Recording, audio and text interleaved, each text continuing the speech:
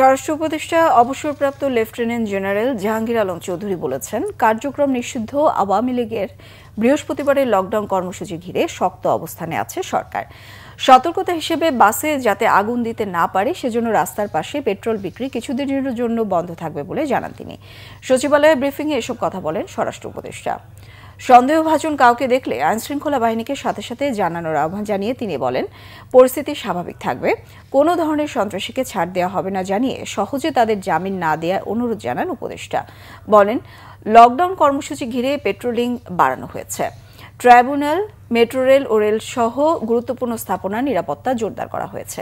সীমান্ত দিয়ে কোনো সন্ত্রাসী যেন প্রবেশ করতে না পারে সেজন্য বিজিবিকে নির্দেশনা দেওয়া আছে বলেও জানান স্বরাষ্ট্র উপদেষ্টা।